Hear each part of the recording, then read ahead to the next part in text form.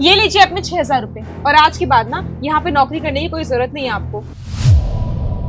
पागल हो गई हो क्या?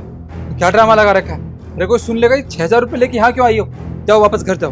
देखिए मैं ड्रामा नहीं कर रही हूँ, मैंने बोल दिया आज के बाद आप यहाँ नौकरी नहीं करेंगे। आपको यहाँ सिर्फ 6,000 रुपए सैलरी मिलती है, उसमें ना हमारा घर का राशन आता है, ना बच्चों की फीस भर पाते हैं। क्या होता है 6,000 रुपए में आजकल? हाँ, आप यहाँ से नौकरी छोड़ दीजिए और कहीं और नौकरी ढूंढ लीजिए, यहाँ पे करने की जरूरत नहीं है। इन दोनों को मेरे ऑफिस में भेजो। जी मैम। देखो, ड्रामा करने की जरूरत नहीं है। मेम साहब सुन लेंगे तो दिक्कत हो जाएगी बहुत ज्यादा। तुम जाती क्यों नहीं हो यहाँ से? अरे सुन लेंगी तो सुन लेंगी ना, वैसे भी आपको यहाँ पे नौकरी करने से कुछ मिल नहीं रहा है। लगता तुम ऐसे नहीं मानोगी, अभी बताते हैं। रुको, पागल हो गए हो? क्यों मार रहे हो अपनी बीवी को? मैडम और क्या करें, यहाँ पे आके ड्रामा कर रही है ये। तो देखो, तुमने जो हरकत की है ना, उसकी वजह से मैडम को बहुत गुस्सा आ गया है। तुम तो यहाँ के गार्ड हो, तुम्हें अक्ल नहीं है क्या? अपनी बीवी को चुप करवाते, हल्ला मचा रही है यहाँ पे आके। और मेरी बात दोनों ध्यान से सुन लो, मैडम तुम दोनों को ऑफिस में बुला रही है और अपनी बीवी को बोले कि जो चपड़ चपड़ यहाँ कर रही है ना, अपना मुंह बंद रखे और अंदर कुछ बकवास करने की जरूरत नहीं है, समझी? अब जल्दी आओ अंदर। गवार। क्या किया तुमने? हमारी डांट लगवा दी ना, अब तो खुश होगी ना तुम? खड़ी क्या हो? चलो यहाँ से। ये रख लीजिए। चलो। मैम वो लोग आने वाले हैं, आप उनसे बात कर लीजिएगा, मैं चलती हूँ। एक सेकेंड,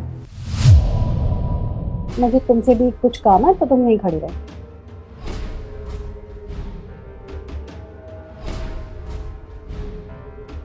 मैडम बुलाया आपने हमें? हाँ, मैंने तुम लोगों को बुलाया था।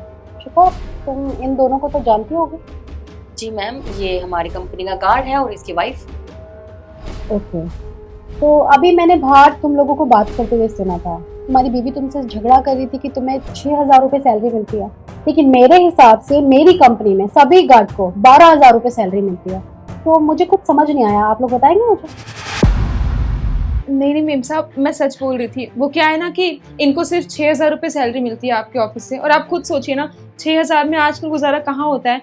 बच्चों की फीस जमा करनी होती है, घर का राशन आना होता है, लेकिन ये बात मेरे समझते ही नहीं है। मैंने कितनी बार कहा यहाँ से नौकरी छोड़ दीजिए, पर अरे तुम पागल हो गई हो क्या? क्या बोले चले जा रही हो?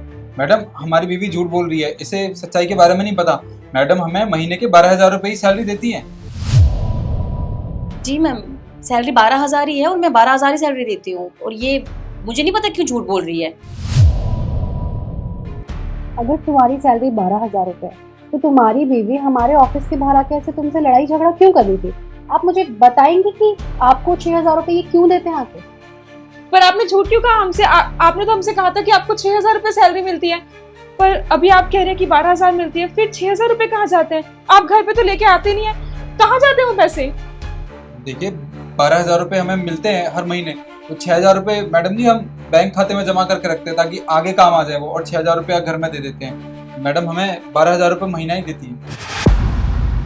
देखा मैम, मैंने आपसे कहा था ना, अरे ये अपने खाने पीने के इनके खर्चे पूरे नहीं होते, इसलिए झूठ बोलते हैं ये, और मैं इनको पूरी 12,000 रुपए सैलरी देती हूँ। अब तो सब कुछ आपके सामने आ ही गया है, उसका पति उससे झूठ बोलता है, बात खत्म। कोई बात नहीं, मैं एक बार चेक करती हूँ कि इन्हें सैलरी कितनी मिलती है।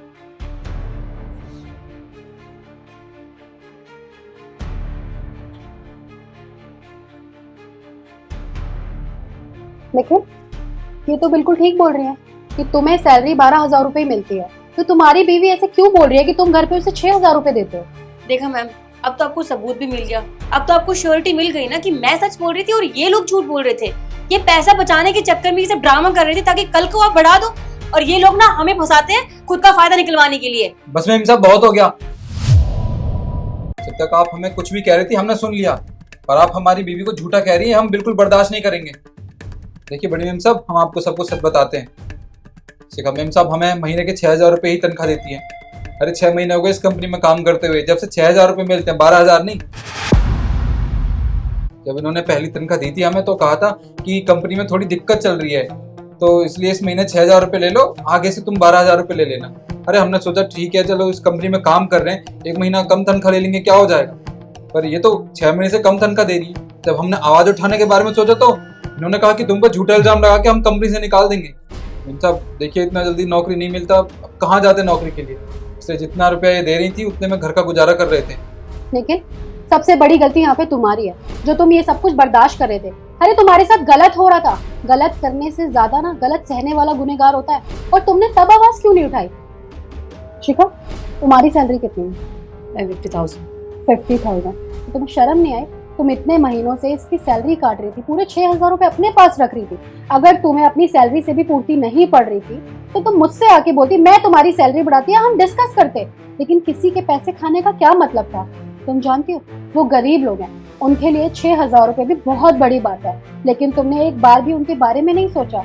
और मैं तुम पे इतना भरोसा करती थी कि मैंने सारा काम तुम पे छोड़ रखा था कि शिखा कभी कोई गलत नहीं कर सकती, भरोसेमंद लड़की है। लेकिन नहीं, तुमने आज मेरा सारा का सारा भरोसा तोड़ दिया।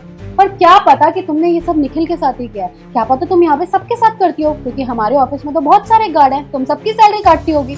नहीं नहीं मैम, ऐसी कोई बात नहीं है, मैंने सिर्फ इसी की सैलरी काटी क्योंकि बाकी सब पढ़े लिखे हैं और ये पढ़ा लिखा नहीं था, मुझे लगा जब पता नहीं चलेगा। I'm so sorry मैम, पर मैं वादा करती हूँ आज के बाद कभी ऐसा नहीं होगा मैम। अच्छा, वो पढ़ा लिखा नहीं था तो तुमने उसका फायदा उठाया। सोचो अगर तुम पढ़ी लिखी नहीं होती और ऐसी कोई छोटी मोटी नौकरी कर रही होती और तुम्हारे साथ कोई ये सब करता तो तुम्हें कैसा लगता? या फिर मैं ही तुम्हारी सैलरी में से तुम्हें आधे पैसे काट के देती तो तुम्हें कैसा लगता? बुरा लगता ना। लेकिन नहीं, अपने ऊपर बीतती है ना तभी इंसान को समझ में आता है। पर कोई बात नहीं, जो तुमने किया सो किया, लेकिन 2 दिन के अंदर अंदर तुमने जिसके जितने पैसे काटे हैं वो सब वापस कर देना।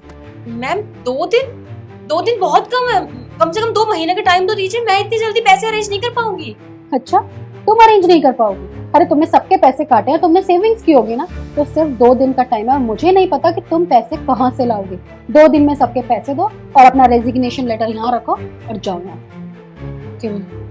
जाओ अब।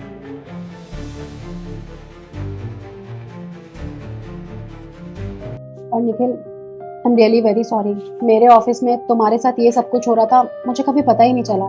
लेकिन आज से मैं ध्यान रखूंगी, जिसको जितनी भी सैलरी जाती है वो मैं खुद चेक करा करूंगी या फिर खुद ही दिया करूंगी, किसी पे डिपेंड नहीं रहूंगी। और तुम्हारे साथ आज के बाद कभी ऐसा होगा भी नहीं। और थैंक यू बोलो अपनी बीवी को, जिसकी वजह से आज ये सच सामने आ पाया, वरना तो कभी मुझे पता ही नहीं चलता। और हाँ, अब जो हुआ सो हुआ, तुम्हारे जितने भी पैसे काटे थे वो तुम्हें वापस मिल जाएंगे, और तुम्हारी 12,000 सैलरी से मैं पूरे 20,000 रुपए करती हूँ। सब आपका बहुत बहुत धन्यवाद। और जाओ अपना काम करो, और आगे से याद रखना कुछ भी गलत होता देखो या गलत हो तो अपने लिए आवाज उठाना।